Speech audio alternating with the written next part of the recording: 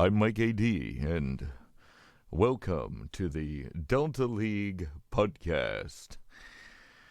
Week 7 of the 2026 season of Delta League. Last week we lost Tommy Anastos, and it was absolutely crushing. So, this week we move on, and the chaos undoubtedly now continues. And we got doozy here this week. Now, first, we're going to move on to Monday, where Washington is hosting Vancouver and Dallas. And in this one, a bit of a surprise here. Dallas wins the closest game of the year. Dallas 10, Washington 9, Vancouver also 9. Now, for Washington, Andy Alway had 6 blocks, and no one else mustered jack shit. Now, Washington player Brad Blagg, he got the call that he was dreading this week, and his work visa has expired. And like an idiot, he didn't renew it, so now it's a long 15-week process to get the renewal. Now he must return to Canada and sit there like a freaking idiot that he is.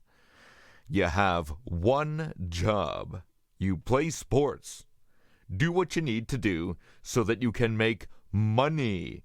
Stupefyingly dumb. Now, Kofi Dominguez was black-carded in this game after he went after Dallas player Bernie Tully when he began to celebrate the late game-winning goal.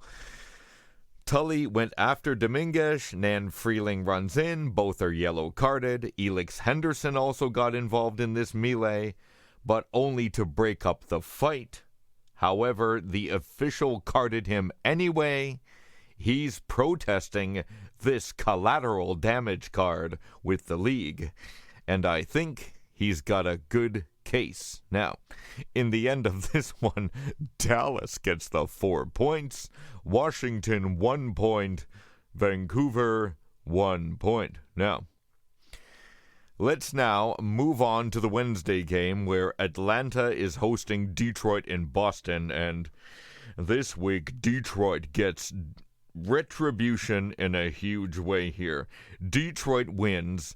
Detroit 54. Boston 17. Atlanta 5. Now, for Detroit, Brooks Spitzer had 11 goals and Rad Marnane had 10 goals. In addition, Jake Freese had 27 blocks. Eamon Rude had 25 blocks, and Lucius Floyd had 21 blocks.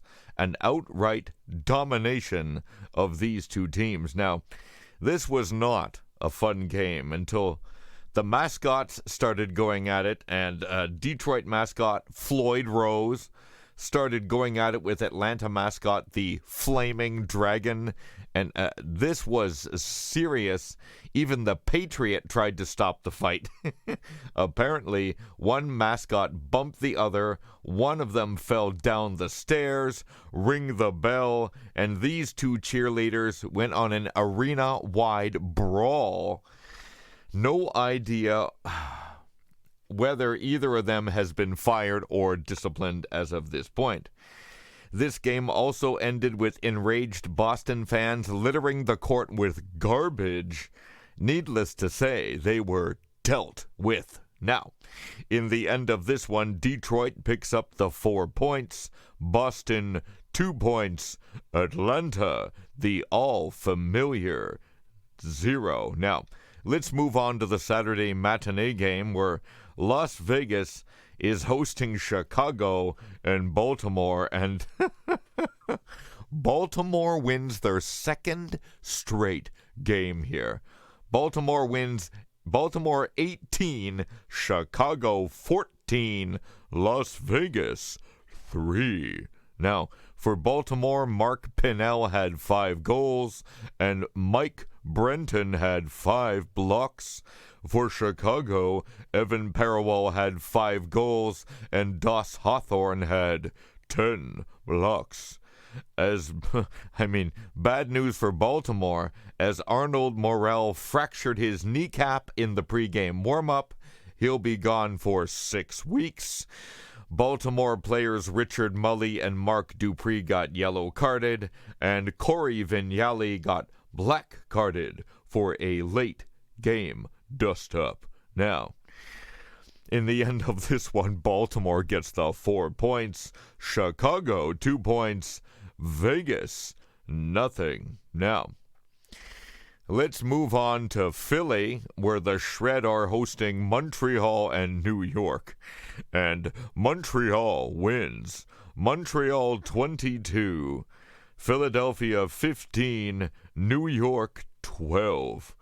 For Montreal, Grant Nahn had 7 goals, and Ashton Aiello had 9 blocks. For Philadelphia, Ariel Vignola had 8 blocks. And for New York, Rhino Montalban had 16 blocks. Hunter Casely got black carded in this game, and for that foul, he will pay the piper. But that foul cascaded a maelstrom of chaos in more words than one.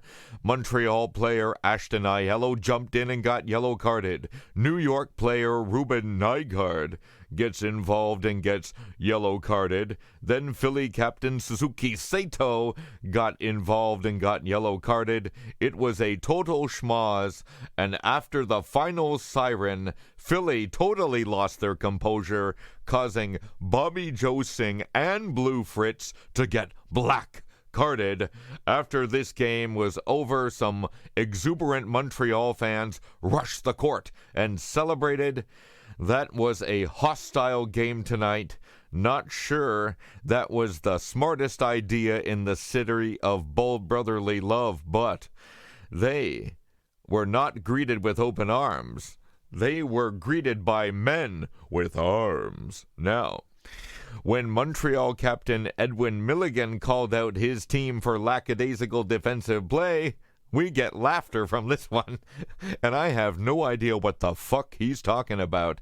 You limited your opposition to 27 points total, and you escaped out of a game with Philly and New York with 4 points, man. It's a great effort.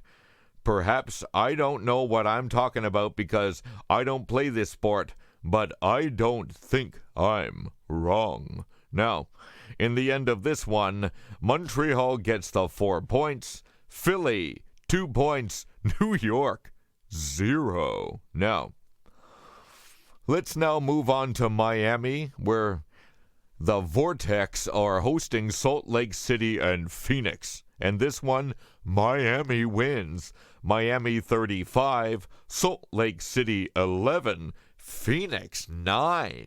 Now, for Miami, Noah Hamilton had 7 goals. For Salt Lake City, Gilbert Ratchev had 12 blocks. SLC captain Eli Ercolani was yellow carded for a dust-up, with everybody's favorite asshole, Sunshine Adelma, Marquette Weaver also getting involved, all 3 getting carded. This game also got going late because there was a major delay at the Miami airport due to bad weather, so SLC and Phoenix were late by several hours. So, in the end of this one, Miami gets 4 points, Salt Lake City 2 points, Phoenix nothing. Now,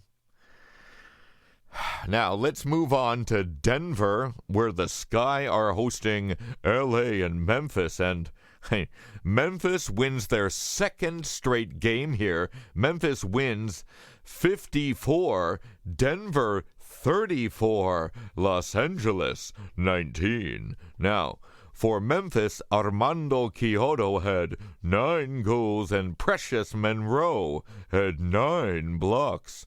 For Denver, Larry McMaster had 8 goals, and Cyrus Holleran had 5 blocks. LA player Bobby Sheffett suffered a concussion in this one. He'll be out 4 weeks. LA player Chip Chiozzi was checking out this game.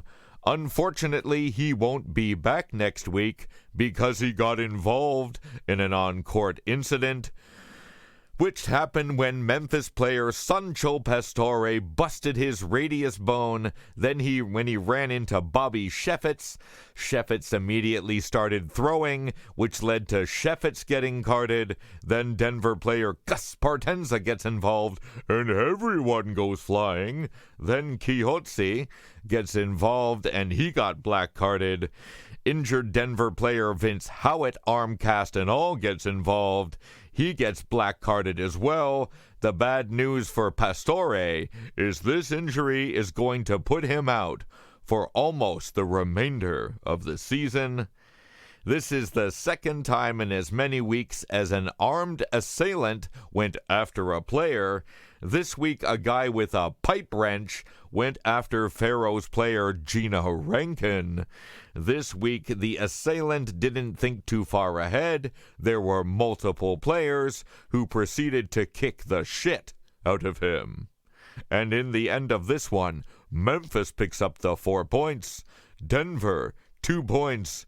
LA, 0. Now, let's move on to Seattle, who's hosting Portland and Toronto. And in this one, Seattle shows no quarter.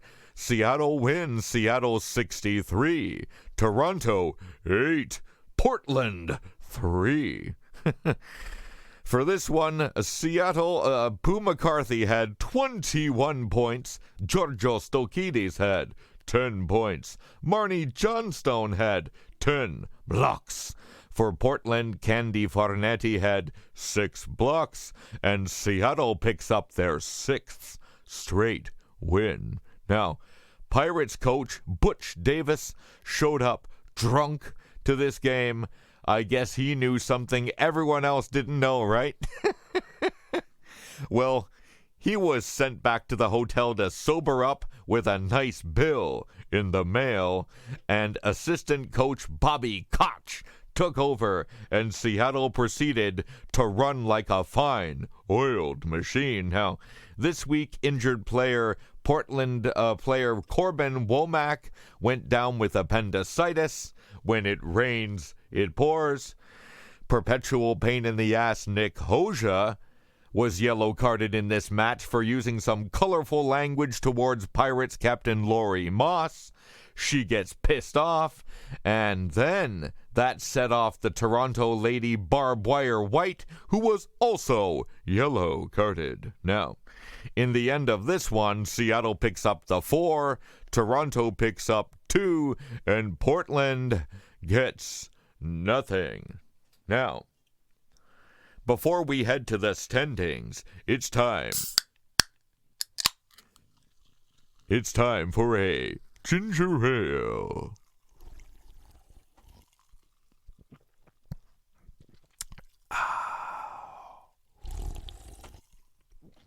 Oh, yeah. Now, up at the top, Seattle 26, Detroit 22, Washington 21, Denver 20, Chicago 20, Phoenix 19, New York and Philadelphia tied at 18, and that is the 8th place line. Now, in the wild card positions, we got Miami, Toronto, and Montreal with 16 points each. Below this line is out of playoffs. We got Vancouver with 11, Memphis, Baltimore, and Boston with 10, Salt Lake City with 9. We got LA, Dallas, and Atlanta with 8. And we have Las Vegas with 6 and Portland with just 2. Now, here's the scoring leaders after week 7. Up at the top, no surprise. Holy shit. Is it over yet? Pooh McCarthy. 107 points. Georgios Stokidis, Seattle, 39 points. Marnie Johnstone, Seattle, 36 points. Hussein Cohen, Detroit, 35 points. LaQuisha Hershey, Rock Weinstein, 34 points. Marty Hagar, Danny Mack, 33 points. Shep Forsberg, Ali Peters, 32 points. Then we got Carlo Flamia, Ivan Goss, and the late great Tommy Anastos, 30 points each. The offensive player of the week once again, Pooh McCarthy, with 21 points. Now, let's move on to the block leaders. Up at the top, Coffee Dominguez, 54 blocks. Imogen Casely, 51 blocks. Jackson Truman, 47 blocks. Jake Fries, 43 blocks. Rhino Montalban, 42 blocks. Eamon Rude, 41 blocks. Moore Scudder, 40 blocks. Eli Ercolani, 39 blocks. Gilbert Ratchev, Lucius Floyd, 36 blocks each. Frederick Giacalone, 35 blocks. Carmelo McCall and Octavian Womack, 34 blocks each. The defensive player of the week is Detroit rookie Jake Fries with 27 blocks. Now, here are the leaders in GXB rating. Up at the top, Rock Weinstein, 884. Jackson Truman, 799. Lucius Floyd, 756. Wilt Davola, 736. Rhino Montalban, 672. Rob Donoff, 650. Das Hawthorne, 627. Andy Alway, 621. Marnie Johnstone and LaQuisha Hershey, 612 each. Bart Spratt, 600.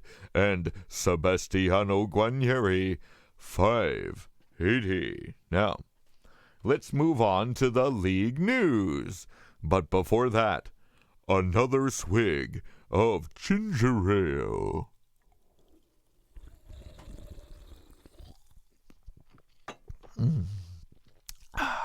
Now, Nate Cuggs has been banned for life as a part of the sweeping investigation into illegal gambling that has implicated 4 players and 2 officials. No idea if this is the limit or even more players are involved. Another one bites the dust. Oh, Christ.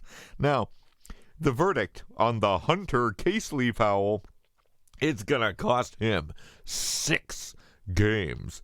It's amazing how the minute Philly gets on track, they jump the tracks and explode. Now, new from TO as Toronto assistant captain Valdemar Odette was found to be having an affair with the wife of teammate Devlin Hannibal.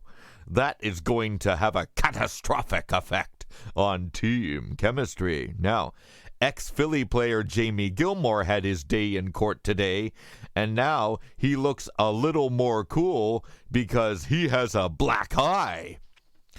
And that's because the wife of Philly GM Angelina Appolito popped him in the face. Now, Denver player Nick Fidges requested a trade from the team this week. He apparently doesn't like the city of Denver. I guess he hates winning. But you know what the Romans say, right? There's no accounting for taste. Now, last week it was Chucky Sponga. This week it's Washington player Andy Alway. He's declared bankruptcy. He said he was swindled out of his money by a smooth-talking investor who made off with 2 years of his salary. So until they can figure out where this swindler has fled to, he has to live on Abdul Christensen's couch. Now, Phoenix player Demetrius Lindbergh was pulled over because someone at a local Walmart saw him carrying a gun. The officer found that Lindbergh has a license for concealed carry because Arizona is a constitutional carry state. Open and shut case. Now, a fire broke out at the stadium where the Chicago Pride play. Good news is the Pride were on the road, and the additional good news is the damage is minimal. No rescheduling will be necessary now.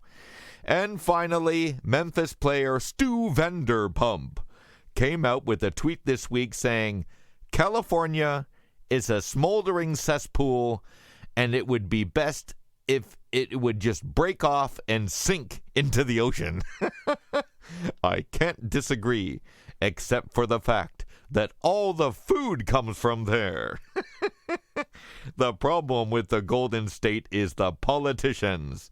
That's all I'll say.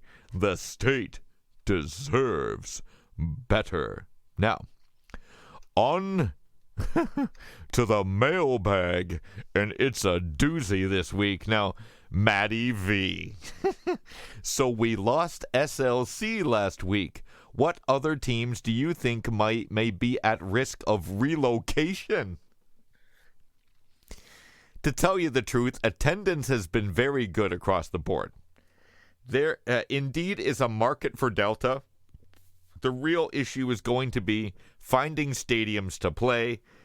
This year, Baltimore and Montreal are going to lose their stadiums, and though I don't believe these teams are moving, stadium deals have shortened many a team's stay in a city. Portland is very bad right now, but I don't think the ownership is going to give up already. We're 7 weeks in. Las Vegas, the same. There's lots of money there, and it's open to be spent on free agency. Boston, big city like Boston, it's only a matter of time before that team turns around. Dallas, they've been really bad. And if the rumors become a reality, there could be another team in Texas in 2 years' time. And that is the city of Houston. Nothing motivates a team like the franchise in your state pushing the envelope. There's Atlanta. The improvement is going very slowly. They have a history of losing teams and incompetent management. Right now, they're 3 years in, and in 2 years, there's a good chance we expand to 21 teams. And if we still have a competitive balance issue, we may lose some of these teams, and owners may be willing to lose part or the entire season in order to ensure that all our teams can compete, not just the top 4. Now, oh God, 24/7 Jell-O shots. I had to go on the Shop Zone and pick up a black SLC jersey before they become defunct. It's too bad because they now have a good look. Any ideas as to what colors this new team will have? St. Louis has always been a fan of blue. The Blues, the Rams, while they were there. The Battlehawks chose blue as well. So I fully expect this team to be blue and gold to some degree. Poison Gas Man. Now, don't look now, but we're 5 weeks from the trade deadline. Who do you think will be buyers, sellers, and what players do you think will be moved? Now, there's going to be like 160 or so contracts that are coming due, and some teams won't want to take a risk on these players just walking away for nothing, and we're talking about huge contracts. We've got teams that want to win a championship like Denver, Seattle, Chicago, New York, Toronto. They might want to be looking for supplemental players and be willing to part with some draft picks to stock their teams up for the Wheel of Fire tournament. Then we look at the bottom, Atlanta, Portland, Baltimore, Boston, they should be shedding contracts because it could be ugly come next April. You might lose these players. You look at Miami, they've got some young, good players there. Guys like Marquette Weaver may be expendable. Atlanta, that whole team is flammable. Burn it all. Baltimore, we know this roster is going to turn over. Many players on this roster wouldn't make the teams they left last year. Philly, Suzuki Sato, I'd sign that guy. New York has some great players that would be criminal to lose, like Rock Weinstein. Sign him yesterday. Rhino Montalban. Ditto. Mohamed Karnasale. He's a great depth player. Boston. Jesus Christ. Dump that tea in the harbor. Montreal, you got Grice, Carlucci, some great depth players, but you want to compete. You need more. This Detroit team may very well be turned over as far as the older contracts are concerned. Toronto, Barnabani, you need to keep this guy, but the rest, I would hesitate to trade any of them. Now, Memphis has a load of players there from season 1, and they need to be recycled. I certainly would. Chicago has an all-star team here, but, Star Palmer may be an expendable piece because you have younger and more talented players. Dallas, I think they should trade for some offense. Unfortunately, the price is going to be defense. You can't win without both. I don't think they have very much. Now, Denver is a treasure trove of talent that would make a grown man weep if he lost these players. Larry McMaster, Randy Magnuson, Vlad Millette, Ray Rogers, Cyrus Holleran. Trade these players? Roll the dice. Take your chances. Holy shit. Phoenix, I think you could get a lot for Flamia and Jackson Truman, especially if this middle third of the season goes sideways and the Rising are willing to sell. But if I was the GM, I'd keep those pieces. Now, Vegas looked like the best expansion team on paper, but in reality, they really don't measure up. If I was looking for pieces, I'd go right after Rusty Searle and Emmett Ruan. Now, L.A., I think the way Marty Hagar is playing right now, he's going to fetch a pretty penny. The rest of them are ruining their trade value with every week that goes by. Now, SLC, I think Ercolani and Scudder are going to be sought after as defensive players, no doubt. How much of this team survives the transition to St. Louis remains to be seen. Portland, Jesus, has this team been bad. I think the Riptide would like to do that draft all over again. Seattle has a great selection of players here. Laurie Moss, Pooh McCarthy, Giorgio Stokidis, Rob Donoff, Marnie Johnstone. I think Johnstone is an expendable piece here. But guys like McCarthy, they are going to have inhuman money thrown at them this season. Sign them now. Now, Mr. Hercules. It looks like my hometown is getting a team after all. How do you think this move to St. Louis is going to go? Well, you got a team, buddy. However, it's going to be at Salt Lake City's expense. It's going to be a long haul in St. Louis. You've got a team that's substandard. I think some of the problem may be solved in the free agent frenzy. The other part needs to be solved by better management. They need to clean house and put some competent people at the highest level. Now, Mr. Yakety Sax, do you think Denver has a shot to repeat as champs this year? They do, but they've been consistently underperforming for a team rated so high. They need to improve their team defense, and then they have a shot at the Pirates. Last year, Seattle almost ran the table and then ran into a very hot team in the finals. This year, Denver has appeared to be vulnerable, which makes me believe that they may not make it to the finals this year.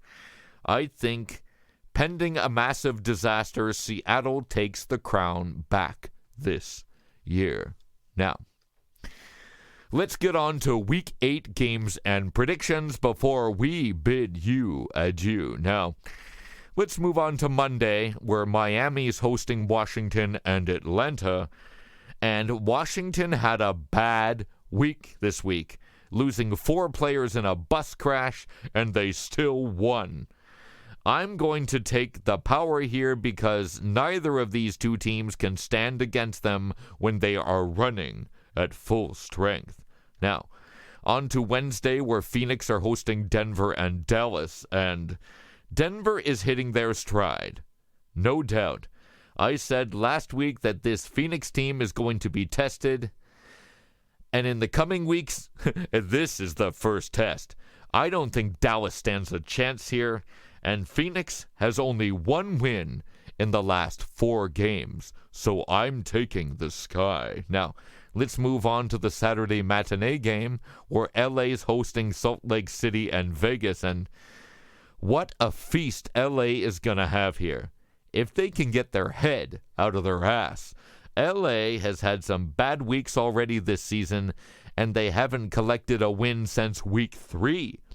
Funny part is, neither has Salt Lake City, and Vegas hasn't had a win, period. So if you're looking for an upset, LA is ripe to be upset. Now, let's move on to New York, taking on Philadelphia and Baltimore in the Atlantic Cup game.